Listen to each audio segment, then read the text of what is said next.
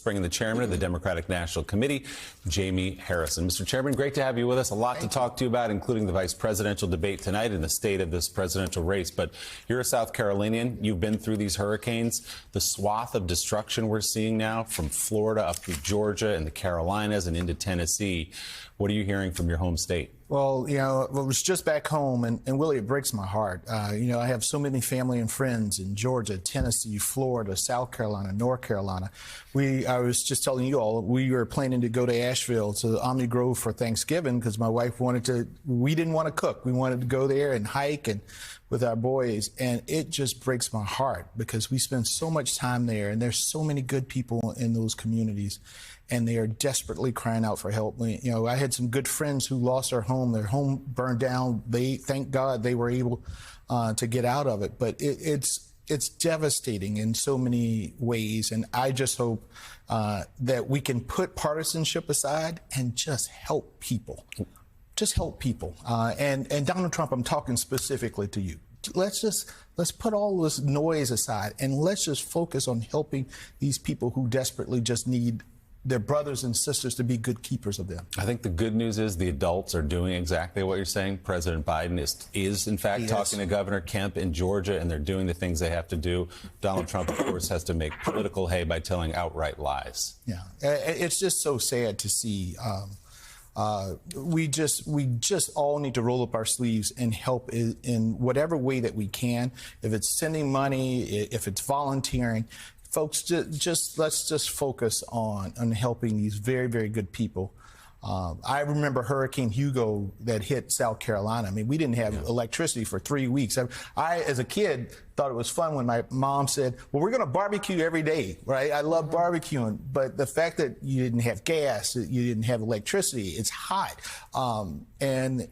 It's just devastating to see this, and it breaks my heart every time. Yeah, and these good people are going to need everybody's help for a long time to come, in for the long haul. Let's turn to that vice presidential debate. Minnesota Governor Tim Walz, Senator J.D. Vance of Ohio will face off in the one and only vice presidential debate tonight. CBS News hosting the event here in New York. It will be moderated by CBS Evening News anchor Norah O'Donnell and Face the Nation moderator Margaret Brennan. CBS says there will be no live fact-checking by the moderators, but the broadcast will feature a QR code on the screen, which will link to a real-time fact-check by CBS journalists so you can follow along. There will not be a live audience inside the debate hall for the 90-minute event, but unlike the two presidential debates, microphones will not be muted while the other candidate is speaking. So, Mr. Chairman, what should we expect tonight? What is the objective for Governor Walz? Well, listen, I think you're going to see a stark contrast between a representative of a party that wants to take us back, who believes that America's best days are in her past. And then you're going to see someone who is good, who's genuine, who is that good, funny uncle that you like to hang out with, but who's going to talk about how we are going to help people get a leg up, how we're going to move all Americans ahead. Listen, Tim Walz didn't go to Yale. I'm a Yalie. And when you go to Yale, they teach you how to debate, right? You can be a skilled debater. But the one thing they can't teach you is genuineness. They can't teach you authenticity. They can't teach you empathy. And I can tell you, J.D. Vance doesn't have any of that. This is a man who is willing to lie about his own constituents. And will say that I'm lying about what's going on, right? But we know, in terms of Tim Walz, this is a man who brightens up the room every time he walks in there because people know that he sees them, that he hears them, but most importantly, he values them. And that's the contrast that I hope the American people will see on that debate stage tonight. And Simone, J.D. Vance will be asked undoubtedly about his comments about Springfield. Those are people he represents, legal immigrants there contributing to the community. He will be asked about his comments there. He'll be asked about his previous criticism, intense in many regards, of Donald Trump several years back. There's always this question of whether a vice presidential debate even matters. So what will you be looking for tonight? Look, first of all, I think conventional wisdom will tell you Iowa doesn't really matter much. It won't change the state of the race. But I think conventional. I disagree with conventional wisdom. There was a 1998 or 88 series, The Temptations. It aired on NBC. One of the iconic lines is, "Ain't nobody coming to see you, Otis." The David Ruffin character is telling the other folks on his other band members, "They coming to see me. They're not coming to see you." And one could argue you could apply that to the vice presidential debates. They're not coming in really people aren't voting for the vice president. They're voting for the president. But I think in this election, given the people on the ballot, Vice President Kamala Harris, a vice president, okay, vice presidents matter. Donald Trump, who is the oldest candidate in this race, and there is a real question if J.D. Vance would be ready to serve on day one if something were to happen to former President Trump if he were to be elected. This matters. And this is an election where the vice presidential candidates have been, some of the most explosive things that have happened have been because of what J.D. Vance has said. And so this debate is more about them than I think it would usually be. And I will be watching for how they handle that, but also pivot back to the top of the ticket, because that's really what they're supposed to be there to do. Do no harm, make sure you get the message out, draw the contrast, but don't make it about you. But unfortunately, this is uniquely, I think, really about the contrast between J.D. Vance and Governor Walz. And Claire, this debate is unique in its timing because it's, at least for now, the last word. We're not expecting another presidential debate. Usually the VP debate is sort of the middle of the debates. This one, it could be the last big moment like this. What do you think Governor Walz needs to do? And in particular, are there any areas where he needs to shore up the ticket? He needs to address things that perhaps the vice president, at least to this point, hasn't. Well, I think it's important he not try to do too much. He needs to be relatable. And as Jamie said, he naturally is very authentic. This isn't a guy who puts on, as famous people once said, he doesn't use a dollar word when a nickel word will do. Whereas J.D. Vance believes in dollar words. He's a little bit sanctimonious and preaches at people and comes off as kind of like, I'm smarter than you. So I think it really is more about tone than it is about content. I will say this. I'm sure that Tim Walz is prepared that they're going to try to make him a raging liberal in a flannel suit. Yep. And he will have to be gently pushed back and make sure that caring about whether kids eat at school and caring about whether they have health care and caring about women having the liberty to control their own bodies are not radical ideas. Those are ideas that are widely supported in America. Jamie, on a topic different than the debate specifically, I wanted to ask you, it seems to me at this point, Trump has given up trying to convince people that are undecided. And he is going darker and in a really more gloomy and desperate and almost trying to find more voters to come out for him. Mm-hmm. He's trying to get those low propensity white voters that are mad at the world and try to get them to care enough to come out and vote for him. So really, I think at this point, this election is about who's going to show up. Talk to me about why we should be optimistic about who's going to show up for Harris and Walz. What are the registration numbers looking like? What are the early voting numbers looking like? And is him going so dark, is that in fact a motivator for our low propensity voters to finally come out and say, hey, we don't really want to go back to this chaos? Well, we know in close elections, the margin of difference is the ground game. And what Donald Trump did when he took over the RNC was he destroyed whatever. You can have criticisms of Ronna McDaniel, but she was at least building some type of ground operation in the RNC.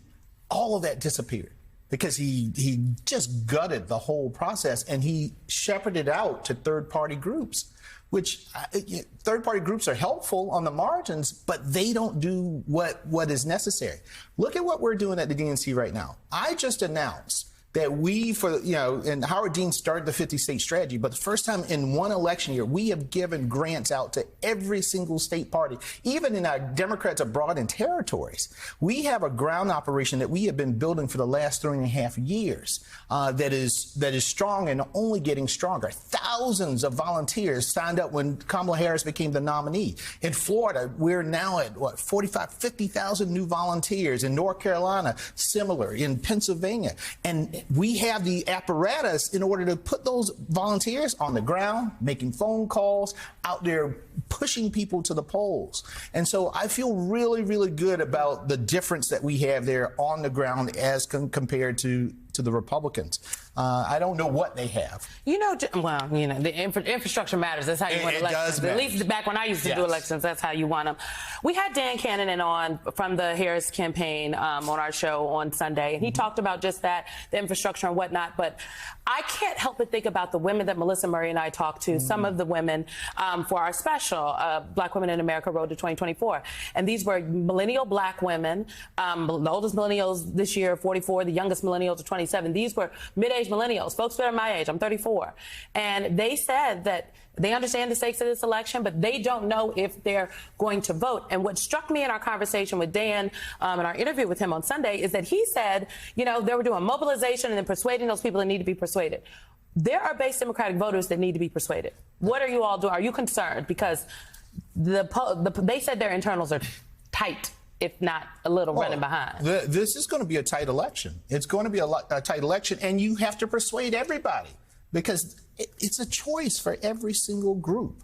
And it's important to have the right message, but most importantly, to have the right messengers, because sometimes that's the key to unlock somebody to actually go out. And so you will see folks who can appeal to millennials, who can appeal to Gen Z, who can appeal to Gen Xers, and talk to them on the level and talk about the values that they have and why it is important for them to get out there.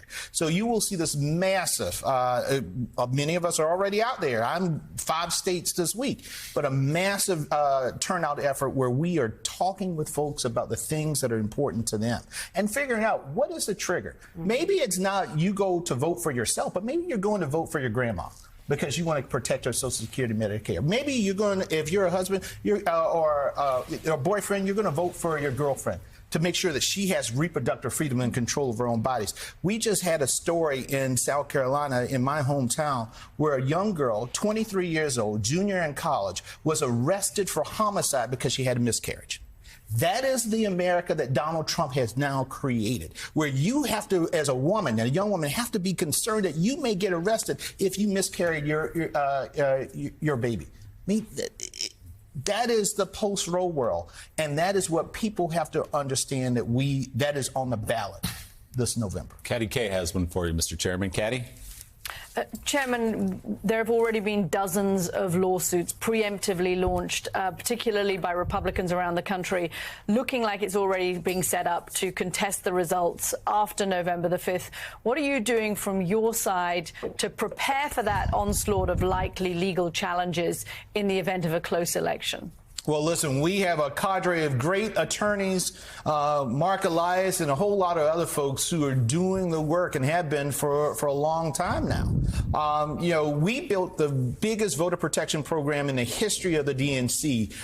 And that voter protection program, you saw it all at work during the midterms because it was the quietest voter protection midterm that we've probably had, at least in my lifetime. And we're ready and we're willing to do and fight wherever we need to in order to protect the right of all Americans to vote. And that's the stark difference between these parties, right? The Democrats, we want everybody to vote. We don't care if you're Democrat, Republican, or Independent. Yes, we would love for you to vote for the Democratic Party. But if you're American and you have the right, then you should be able to exercise that. But Republicans, look at them. They are trying to suppress the vote. They don't want people to go out to vote. They will put hurdles in front of that, and they will sue everybody in order to keep you away from the polls. That should tell you something. They are empty in terms of policy. They can't get into the arena and have a debate and a discussion because they know that they will lose. So the only way that they can win is if they keep you from voting itself. So that's why I say to anybody, go to iwillvote.com. If you have any issues on Election Day, Democrat, Republican, or Independent, we have lawyers on the ready right there. Or you can just text VOTE to 70888. Text VOTE 70888. And we have lawyers that will help you with any issues that you may have in your polling precinct.